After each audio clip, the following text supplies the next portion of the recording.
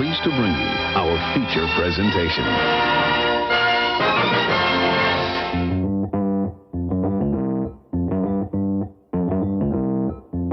Live from Joe's mom's basement, it's the Stacking Benjamin Show.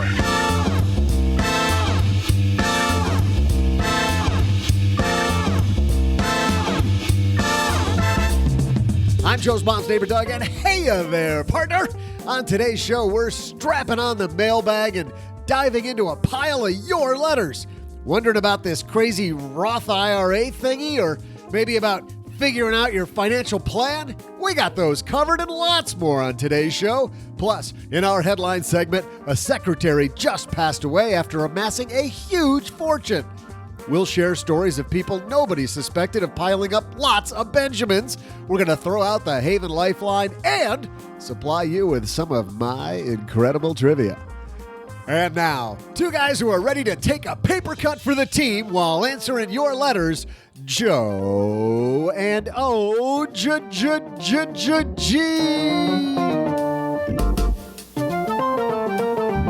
And a happy good morning to you. It's always morning in the basement. Wait, that doesn't sound as good as I thought it would. It does. I don't even know what that means. Hey, everybody. I'm Joe Saul-Sehy, Average Joe Money on Twitter. And across this card table from me to kick off another week with you and I, it's the one, the only, the OG. Not the fake one, though. And not the last one. You're not the last OG. You're the first OG. Have you watched that show yet at all? I heard it's great. Yeah, I don't know. I gotta catch it up. Yeah. You know what else is great? My RX bar. I can tell you what's good. I got it right here. Do you really? I'm see, right here, half done. While you talk about this deliciousness, I'm going to finish my breakfast. Yes. Well, healthy mind equals healthy wallet. Isn't that a saying? That's what Mom says. Thanks to RX Bar for supporting Stacking Benjamins. RX Bar is a whole food protein bar with no BS. Get 25% off your first order. rxbar.com/SB. Use promo code SB. That's rxbar.com SB, promo code SB. We're also brought to you today by College Backer. I don't even know this, OG, but college is expensive. Yeah, so I've been told. Big thanks to College Backer for supporting Stacking Benjamins. Sign up at collegebacker.com/SB, and you know what? You'll get a $10 match when you start a college fund for your own family, or send a gift to kick off someone else's college fund. Wouldn't that be nice? That's a gift that keeps giving. Here's $10 toward college. Good luck getting the $80,000 that you still need. Every bit helps, right? Yeah, every bit, man. It's great stuff. Speaking of great stuff, today you are in the driver's seat, folks, because we are all letters all the time. But first, we're going to get to your headlines. Hello, darlings. And now it's time for your favorite part of the show, our Stacking Benjamin's headlines. I'm still swishing down my RX bar. Hold on, you talk. Our first headline comes to us from NBC News. Sylvia Bloom, a frugal secretary, hit a $9 million fortune. She joins a list of secret millionaires. Sylvia Bloom, a legal secretary who worked at the same firm for nearly 7 decades, lived a modest life in Brooklyn, riding the subways to work most days. But unbeknownst to her friends and family, she was a closet millionaire.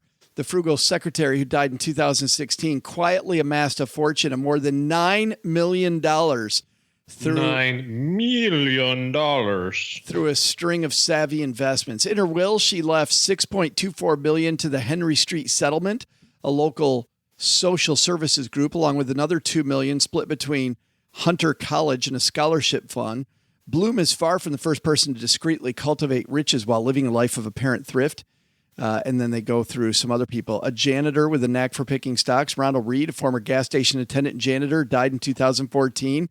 He was known as a private and penny-wise man, and he had an $8 million nest egg. And then we go down to a librarian who saved nearly every penny he earned. Robert Morin passed away in 2015 at 77. He had $4 million. A secretary, Grace Groner, scooped up clothes at garage sales and lived in a Spartan one-bedroom house in Lake Forest, Illinois. Survived the Great Depression, of course. I say of course, but some people might not know. You know, it's funny, when I was a kid, this is an old man story, OG. When I was a kid, people that lived through the Great Depression, whenever Mom would see people that were very frugal with their money, she'd always say, well, they lived through the Great Depression. Mm-hmm. We'd always have those depression stories. Now they're going to say people lived through the Great Recession. Right. I lived We're gonna have that one. I lived through 2008. I was alive when Hannah Montana became Miley Cyrus. That's what people say now. Yeah, I bet they do. Anyway, Grace Groner died in 2010, had a $7 million estate. Stealthy wealthy. What do you think of that? You know, I think it's where we get the phrase to each their own, because I couldn't imagine having that money and not enjoying it, you know? What if their ultimate joy was to leave it to the or to get school or to the get library? more? I mean, maybe they just enjoy saving money. Maybe that's their thing. See, I think that there are two great crimes in our financial planning world. And the one that gets all the press, of course, is undersaving, right? That's the one that everybody focuses on, everybody worries about, and it's catastrophic, right? You get to retirement at age 60 and you've got $38,000 in your IRA, you're screwed. You're working until you die, you know? But I think an equally great crime that's underreported, which is this one, is oversaving. And, you know, we don't hear whether or not these people had any family nearby or kids or spouses or other loved ones or whatever. But I don't like the idea of, hey, I've got $11 million, never went to Disney, you know, never took my grandkids to Disney, never took my kids to Disney. And there's people who would say, oh, but Disney's overrated. Well, first of all, it's not. It's not overrated. It's expensive. I'll give you that. But it's the greatest place in the world, right? I mean, it's like super awesome. Or there's people that have never seen the Grand Canyon or, you know, the Eiffel Tower or whatever the case may be. Meanwhile, you've got $10 million in the bank. That's almost as much of a disease, I think, right? And I think it is a disease for some people. I had a client that was oversaving. We kept telling him he took overtime every chance he got. He was an hourly worker. His wife complained that they never did anything. They had these trips they wanted to go on. They never did that. And then he got diagnosed with a disease that he thought was fatal. And he was told that he probably had 3 years to live. And you should see the way that his life changed. I mean, all of a sudden, they were taking the trip to Alaska that they always wanted to take. They were going to Hawaii. They were doing all of these things. And he stopped taking overtime. And she said to me privately that even though he was passing away, it was a fantastic time for the two of them. They were finally doing the things that they wanted to do together. Here's the kick in the teeth. He found out about 6 weeks later, when they went for a second opinion, that it was a misdiagnosis and he wasn't going to die. And you know what he did? He canceled the trip to Alaska. I mean, it's just a sickness. He canceled the trip to Alaska. He starts taking on the overtime again, even though I'm looking him in the eye, telling him he doesn't have to do it. His wife is telling him that, you know what, we're finally doing all these things we want to do. And he just, you could see it it was like a sickness. Yeah. It really seemed to be a sickness. It was horrible. You know, I think this is one of the strengths of ongoing financial planning work is that it gives you the permission, like you were talking about with your client, it gives him and his wife the permission to say, you're good, right? You can do that. You can let off the gas on savings. You can now enjoy a little bit of this now. Or if you don't save this $20,000 this year, instead you spend it on a family, you know, extravaganza safari, here's the impact to your overall financial plan. You have to work another year to offset that, you know, today. But some people will do that trade, right? You know, it's that whole, do you have kids when you were young? And so they get up, they go out, and then they're done, and then you're old and they're gone. Or do you have kids a little bit older, so you're young and can have fun, and then, but you're saddled with children. Saddled. Yeah. Okay. 3 of them, maybe even for like your entire life, you know, like during your peak earning years, you know, there's never a right way to do it. But when it comes to your unique financial planning, I think it's really important to understand those trade-offs. And, you know, hey, if your goal is to die with $10 million, that's awesome. But you better have a plan for it along the way, right? To enjoy a little bit. Our second headline comes to us from NAPA-Net, the National Association of Plan Advisors. Has HSA enrollment stalled? I've found this interesting. While both the number of and enrollment in health savings accounts has grown significantly since HSAs first became available in 2004, data suggest the growth may be slowing. In 2017, enrollment estimates in HSA eligible health plans vary considerably from 21.4 million to 33.7 million policyholders and their dependents, according to a new report. But according to the Nonpartisan Employee Benefit Research Institute, there is one consistency between the enrollment estimates.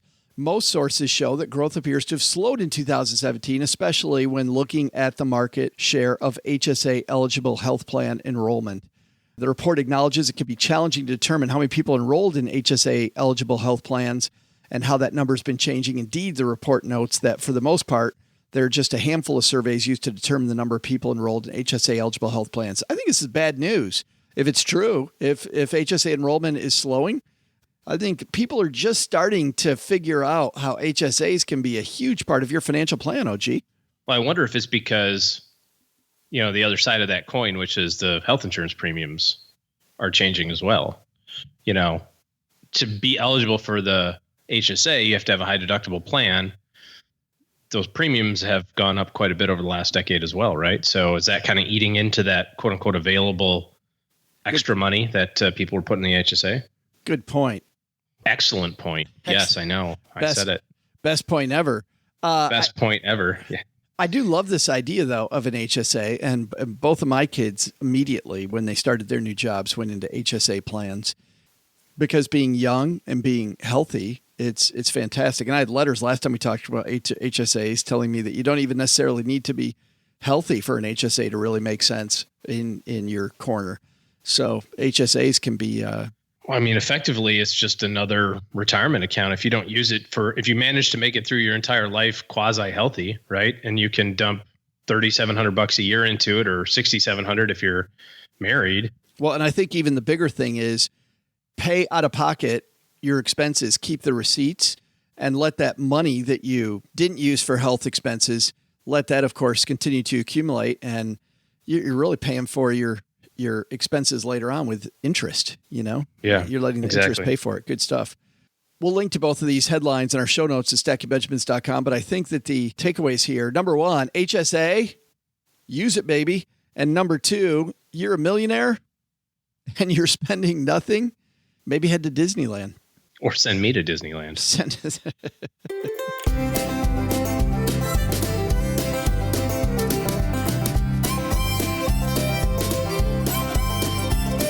Well, the mailbag is fairly full, so we thought we would dive in for the second time in 2 weeks. We love these shows, and we feel bad that we're getting so far behind. So, by the way, part of the reason we're behind is because the Haven Lifeline is empty. And it's funny, OG, even when I wrote people telling them, hey, guess what? You just put your letter in a pile that we're going to answer in about 3 months.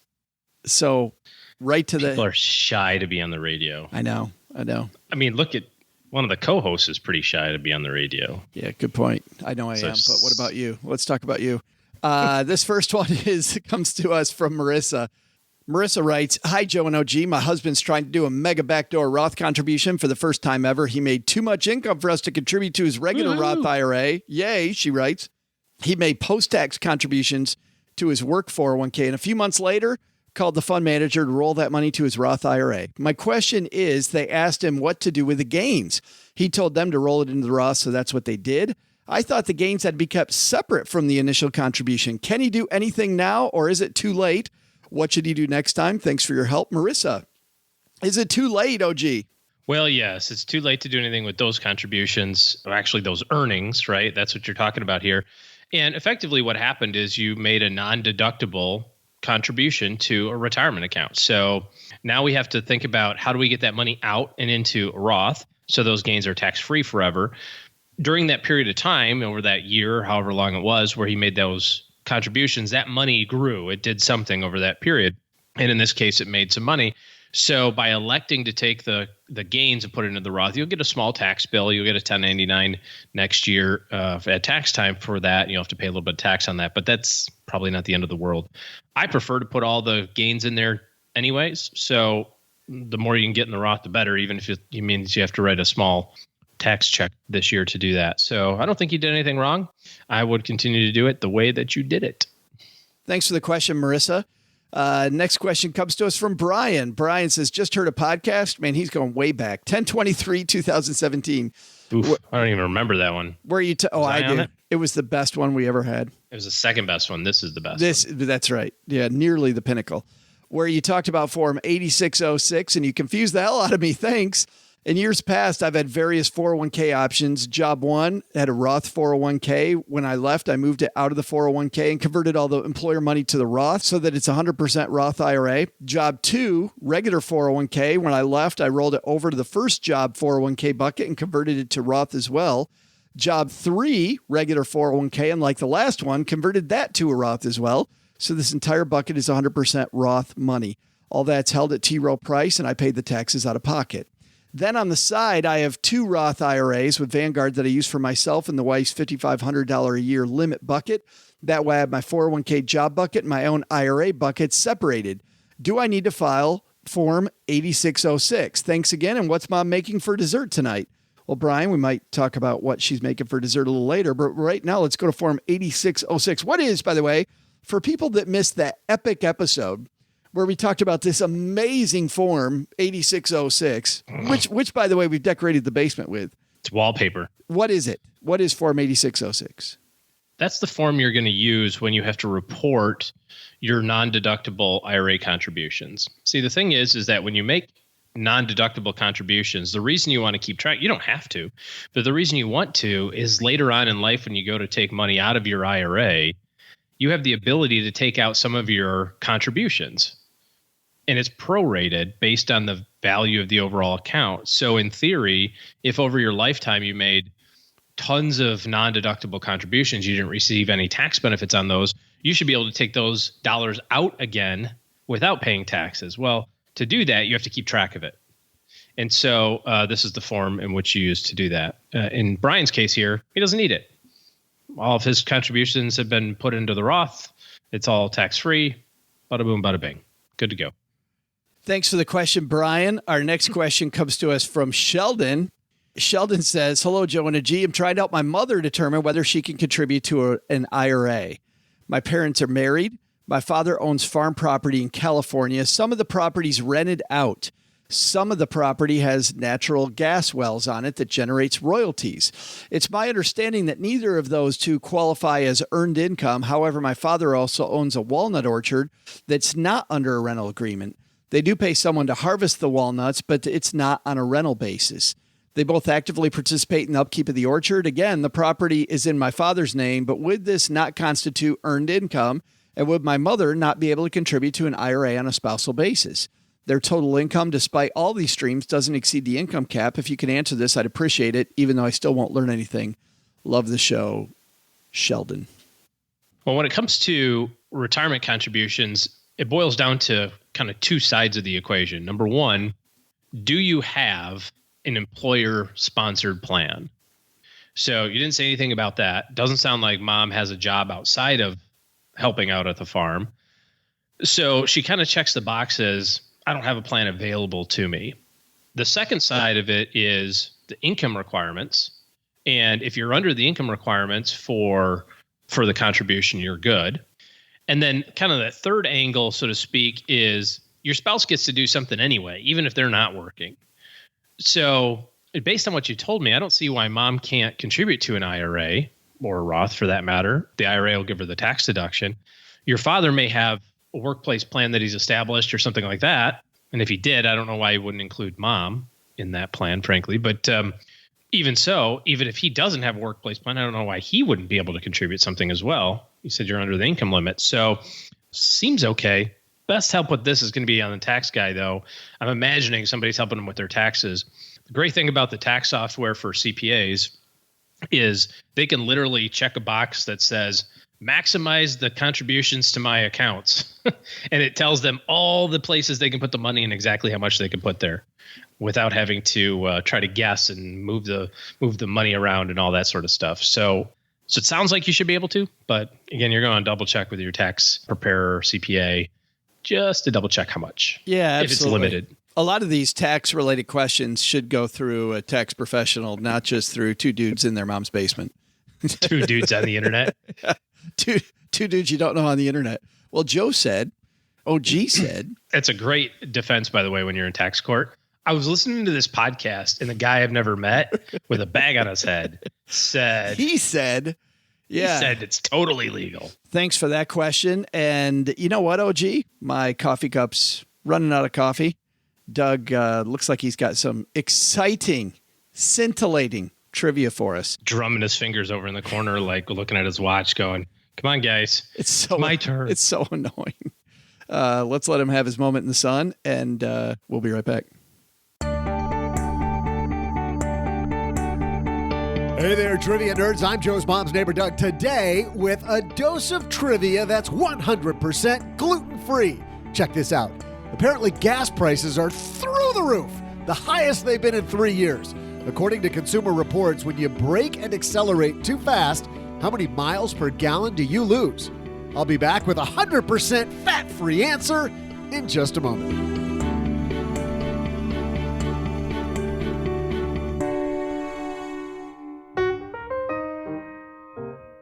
Thanks to College Backer for supporting Stacking Benjamins. You know, a college education can be well worth it, OG, but it's also incredibly expensive. Just ask me. It cost me all of my hair. Well, nearly all of my hair. College, there's still like 2 pieces up there. I see them. Yeah. It's like Homer Simpson. They both do very well. College Backer is the easiest way to save for college with help from family and friends. Check out College Backer if you want to help your kids avoid large student loans. Here's what College Backer does. They will help you find a great 529 plan that has tax-free growth and tax-free withdrawals. College Backer also gives you a simple custom link like collegebacker.com/Joe for you to share, which makes it easy for family and friends to help you and your kids save for college. You just share that link with them and they can go right to that account. Kids grow up faster than you think. Imagine turning some of those holiday and birthday toys they never play with into college savings. Sign up at collegebacker.com/SB and get a $10 match when you select Start Saving for College Today for your child, or you select Give the Gift of College Savings to kick off somebody else's college fund. collegebacker.com/SB to sign up and to begin a new college fund. Stacking Benjamins is also supported by RX Bar, my go-to snack after my morning run. You know, I've been talking about blueberry a lot, the chocolate and sea salt one. We did a 25-mile bike ride yesterday, and chocolate and sea salt for the win. Good. Came in handy, huh? Oh, good stuff. Just so convenient to carry that stuff with you, as opposed to like, you got to carry like what, $30 now to go to McDonald's if you want to stop on your bike ride. Just what I need is a Big Mac halfway through. Like a whole big pound of like McDonald's salty fries. Oh my goodness. And a 77-ounce Coke. See, that doesn't even sound good. Slashing around as you're riding your bike. Loosh. Or you can go RX Bar. Yes, RX Bar is the whole food protein bar made with 100% whole ingredients and no BS like added sugar, artificial color, artificial flavors, preservatives, or fillers. Did I say preservatives? Yes. Yes. That's what they are. RX bars, that's the new thing. RX bars are made with a few simple, clean ingredients where every ingredient serves a purpose. For example, the egg whites are a main source of protein that's easy for your body to absorb. RX bars are gluten-free, soy-free, dairy-free. You know, it's hard to make money if you can't think and if you can't function. An RX bar pulls you through for the win. To make money, you got to be able to operate. And RX bars come in 11 delicious flavor varieties, whether you like sweet and savory, chocolate, or fruit flavors. I've now changed my opinion because I was on the blueberry kick. I'll go with both. I'll go with all. How about that? All the above. There's an RX bar for you. Real food ingredients actually taste good. You can actually taste the cocoa, the real fruit, the spices like sea salt. They're ideal for breakfast on the go, snack at the office, throwing in your bag for the plane, toss in your backpack for a bike ride or a hike. That's what we just did. Per your post-workout snacks. Here's what you get when you go to rxbar.com/SB, 25% off your first order, OG, and use the promo code SB. That's rxbar.com/SB, promo code SB.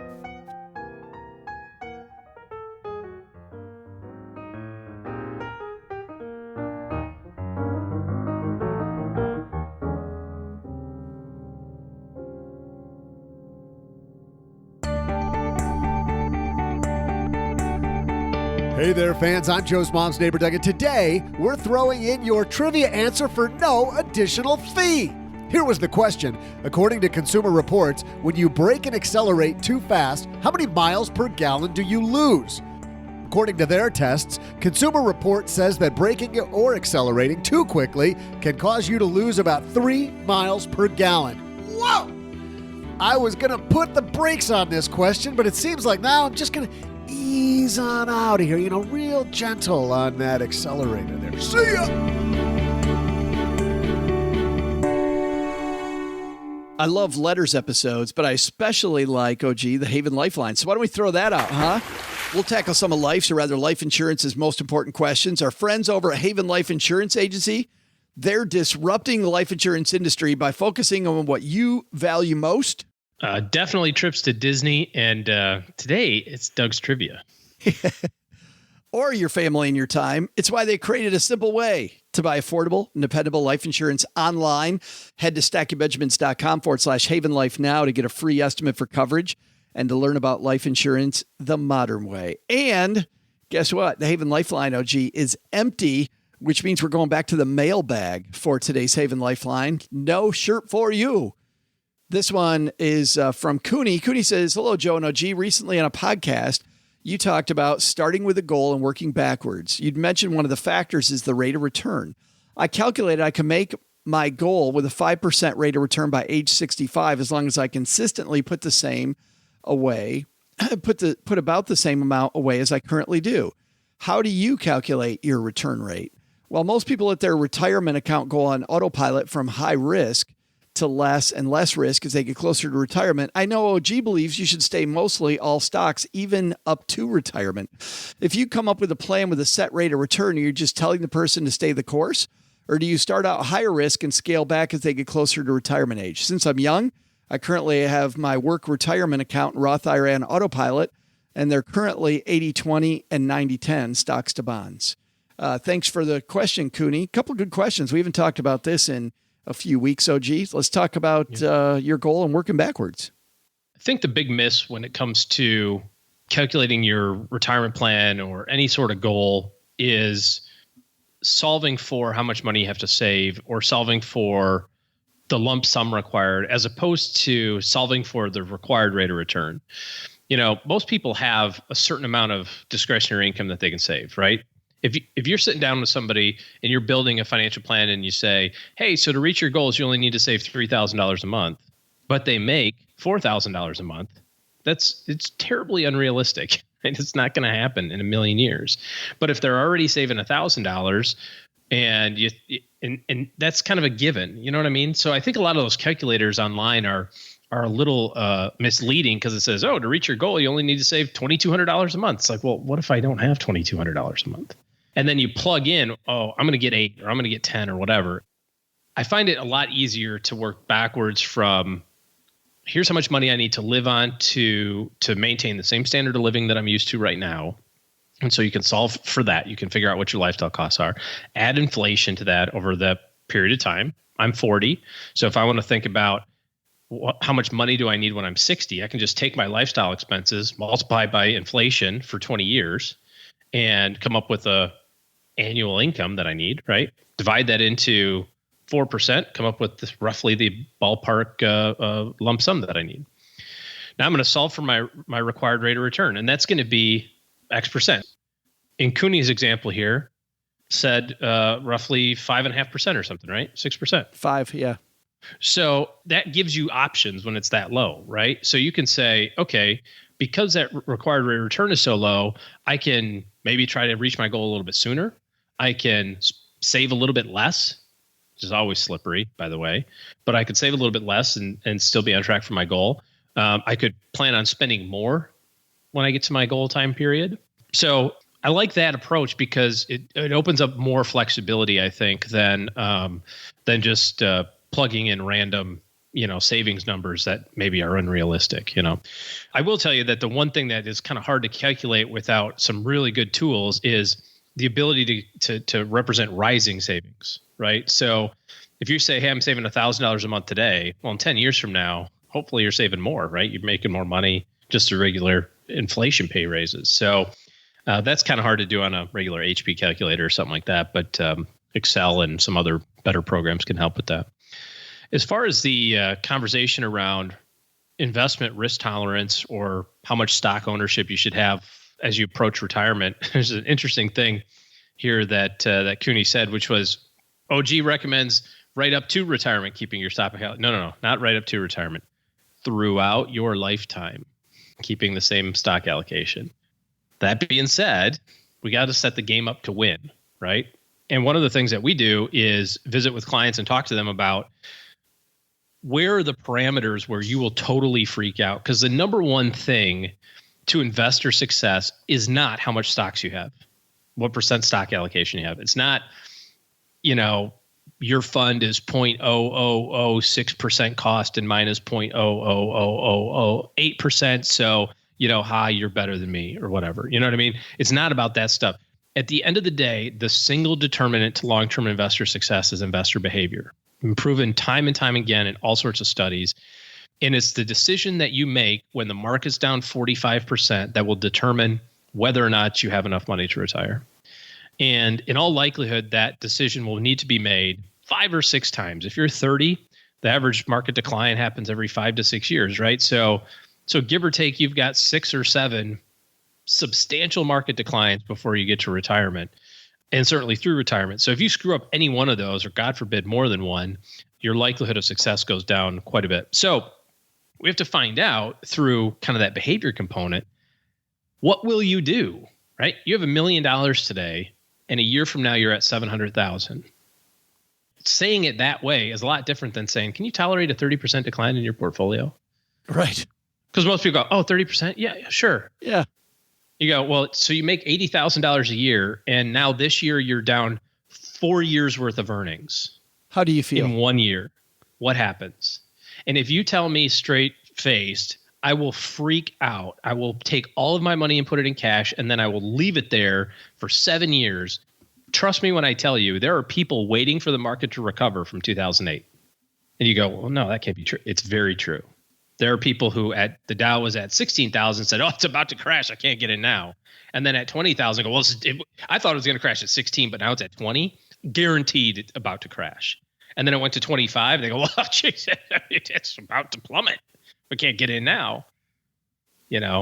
All the while missing out on all the dividends and capital appreciation and reinvestment and all that stuff.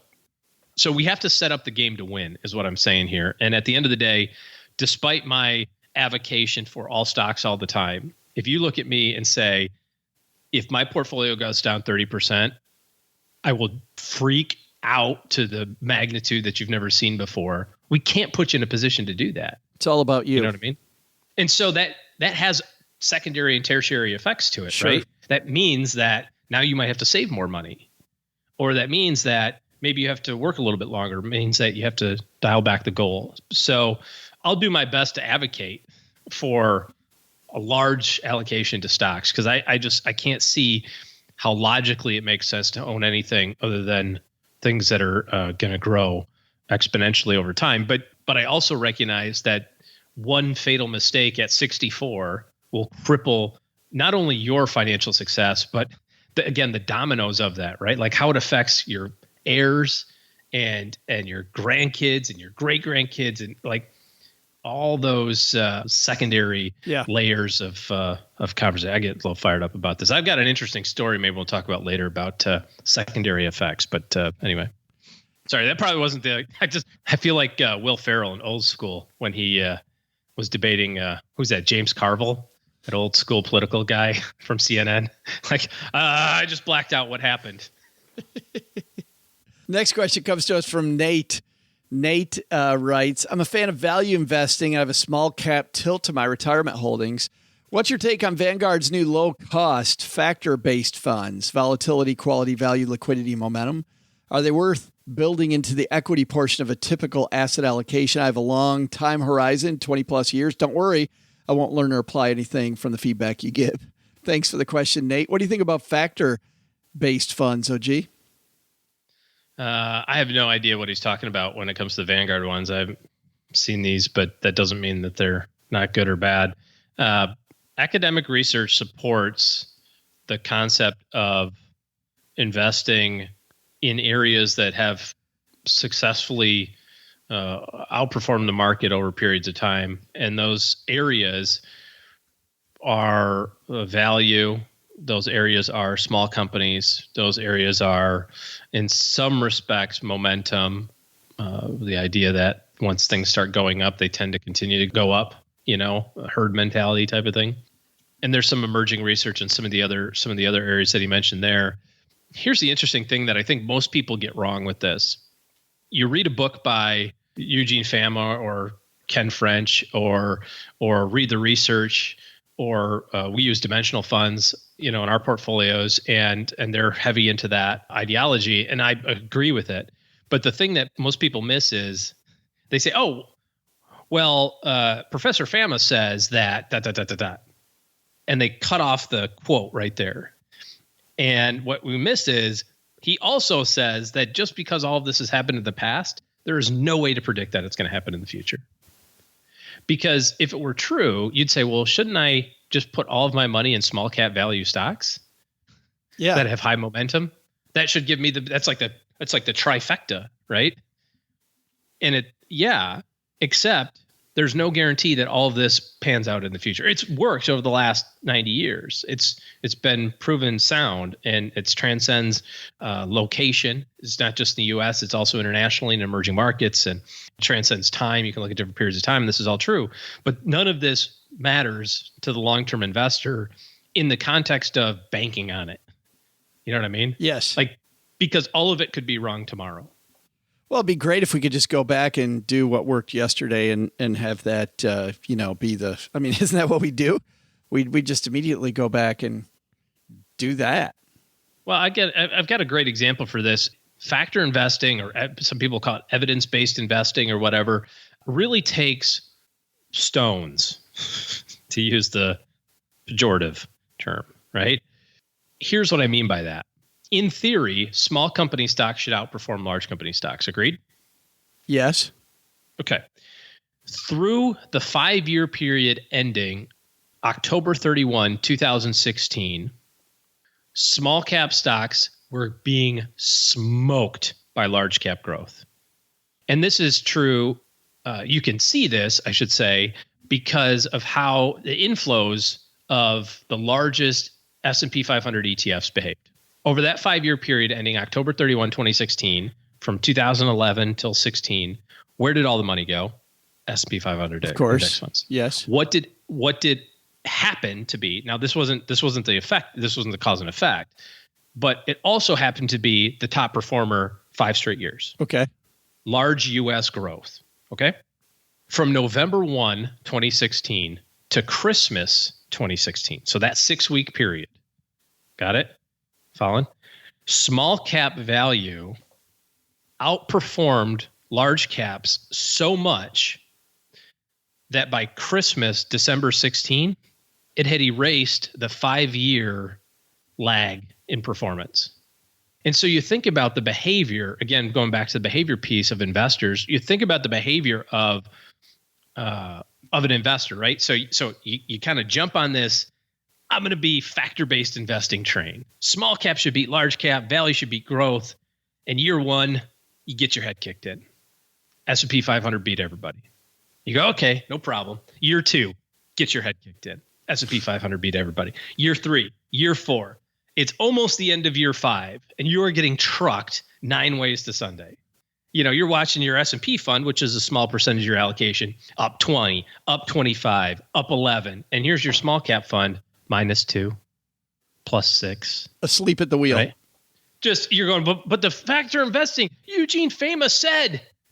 And so you go, Halloween, you just say, screw it. I'm going to put all my money in S&P 500. And in 6 weeks, the small cap performance over that 6-week period of time erased the 5 years of underperformance. It really is quite volatile investment returns. I'd say. And then you can slightly. And you can take that another step further, right? So what was the worst performing investment in 2016? This is behind the curtain stuff here. So worst performing investment in 2016, emerging market, okay? Now, what does an enterprising investor do after they've stayed the course for 5 straight years? Finally, they're rewarded with their small cap performance, which beats the snot out of large cap for 6 straight weeks, erases 5 years of underperformance. They've got this investment that's up 28% in 6 weeks. Bam. Woohoo. Now, you have to say, yeah, I'm going to take that off the table now.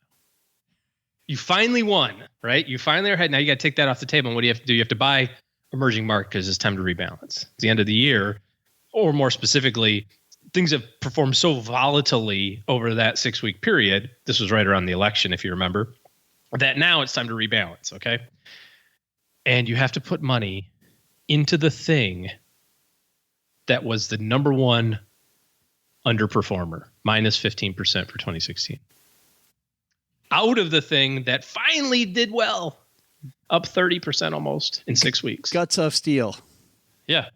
Got to have now, guts. If you did that, 2017, number one performer was emerging market. Ta-da. I wish it worked that synergistically always, but it doesn't.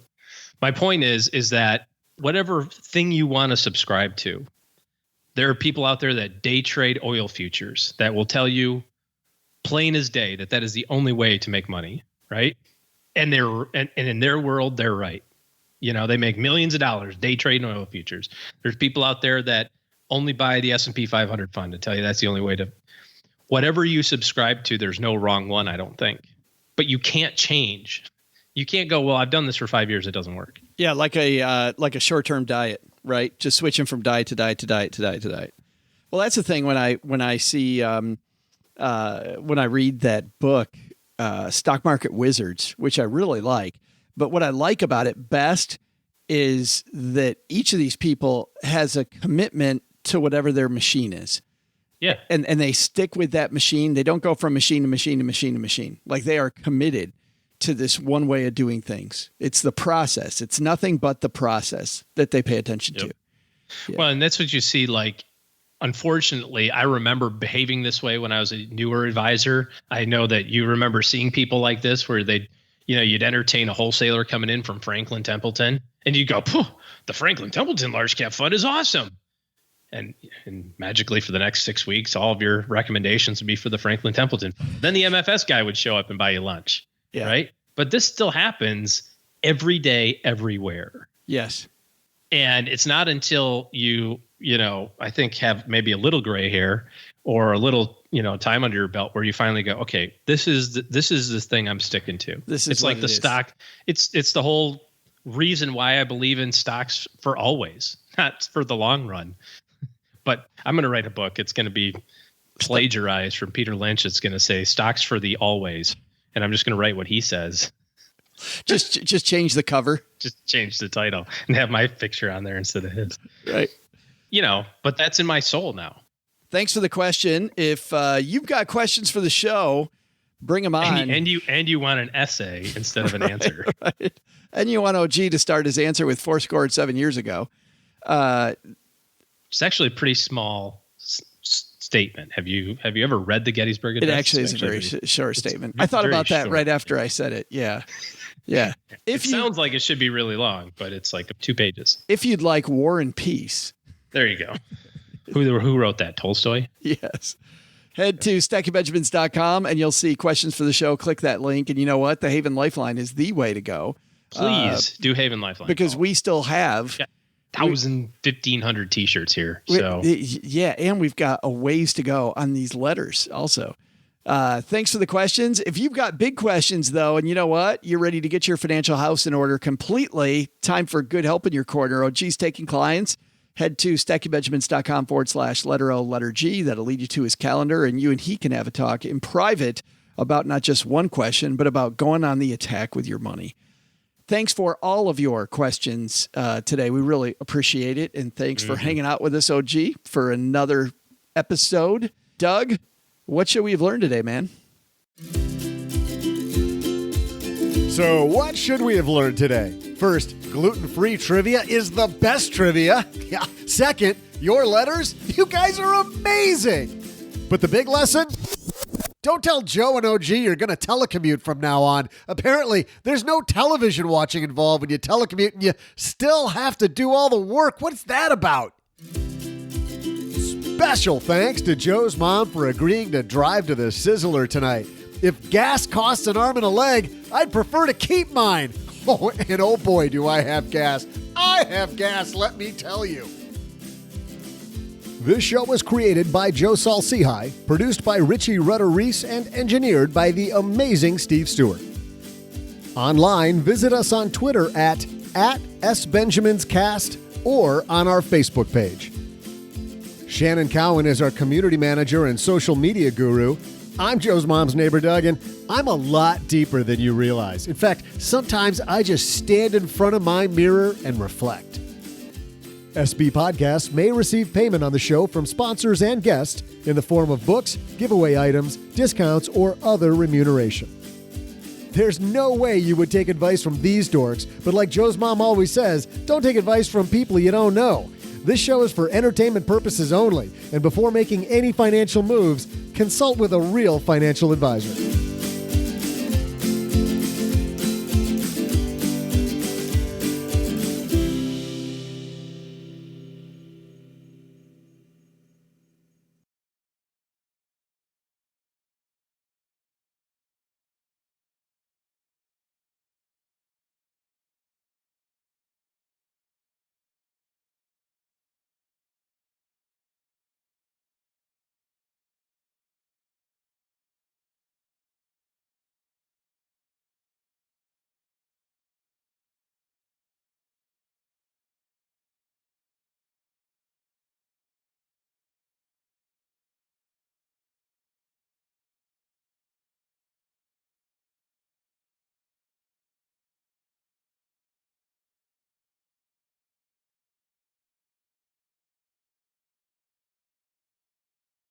We got two things for dessert today. So we're talking about the secondary effects of investing or not. There's a family story of mine. I'm sure that there's a little bit of telephone game in this, if you know what I mean, where the fish story gets bigger and bigger. But it goes a lot like this. Great grandpa had amassed quite a sum back in the 1920s of $500. All right. Yes. Which actually wasn't that bad money, right? No, He had saved it in a coffee can. Well, I'm thinking about the rule of 72 also, how much money that'd be today. Like that'd be a lot of money. Yeah. He's watching all his buddies get rich, right? In this crazy thing called the stock market. And so he's trying to figure out what to do with his coffee can money and decides there's two places he could put it. The nice, safe, secure bank, which is, the preferred location, I think. And then there's this startup company that he wasn't too sure was going to actually do much of anything. I mean, they sold some weird stuff that probably wasn't going to take off. I mean, it was kind of interesting, but not a lot of people had the money to afford it at the moment.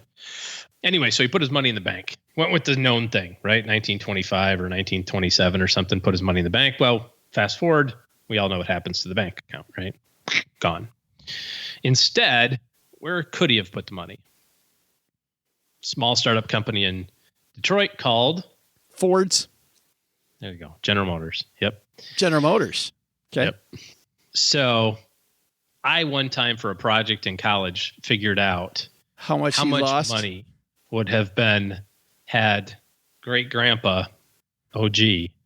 Wouldn't that have been funny if his name really was OG? Put $500. And I don't remember the exact answer. I ended up with 5 aunts and uncles. So now you got to assume a lot of things, right? You got to assume that he forgot about it, didn't take his $500, grow it to $1,000 and cash out. Right. Right. Right. You got to think, hey, he left it in there for 3 generations. And then finally it comes to me. I have 4 other aunts and uncles and I have 19 cousins. So, there's a lot of layers to that family tree, so to speak. So again, you got to assume a lot of stuff, but it worked out to be that at the aunt and uncle level, like my mom and her siblings would have something like 3 or 4 million apiece if it was divided equally. Yeah. So I like doing those exercises. I don't know, several months ago, I was thinking about estate planning. Really cool topic. Like I just kind of sit in my chair in my office and I'm like, I wonder, let me think about estate planning over a cigar and a whiskey or something. Wouldn't that be fun? That'd be awesome. Nerd. Anyways. Nothing I'd rather do. Yeah, nothing I'd rather do. So I got thinking, and here's what I thought about. I said, okay, I have 3 children, right? And if each one of my 3 kids has 3 kids, then I would have 9 grandchildren. And each one of my grandchildren had 3 kids. I'd have 27 great-grandchildren. Follow? And I thought, how much money in today's dollars would be like a super comfortable, I'm out of here retirement account? Not account, but like income, right? I decided that number was $25,000 a month. Like if I could make 25 grand a month, I might quit, right? If I had an account that paid me 25 grand a month, maybe I won't be on this show anymore. Not sure. So then I had to think about, okay, when would my great grandchild retire? If they all were born on the same day, the soonest great grandchild would retire in 110 years. Okay. Give or take. So that's age 60 in my assumptions. And they need $300,000 a year to live on in today's dollars, which inflated for 110 years is a whole bunch more. And I got 27 of them. I can't just leave it to one great grandchild. I got to leave 27. So how much money do I need to have in a bucket to pay a stream of income to my 27 great grandchildren in today's value of $25,000 a month once they reach retirement? What do you think that number is? I don't know. I'm just laughing because why would you even do this? Like if this happens, so the answer is about $7 billion. $7 billion. Yeah. So in 110 years, I need $7 billion. Yeah. You know, chump change to a guy like you, but you know what I mean. But here's the say the $24,000 question, not 20. It's like here's the $7 billion question. Yeah. Yeah. How much do I have to put away today? How much do I have to take out of my account, so to speak, or buy a life insurance policy or whatever the case may be to say today, if I set this money aside and build a whole bunch of protection around it, legacy issues and all that sort of stuff, how much do I have to set aside today so that in 2 generations from now, my great grandchildren never think about money? And we have already established that number $7 billion in 110 years. I have no idea. 200 grand. Isn't that really silly?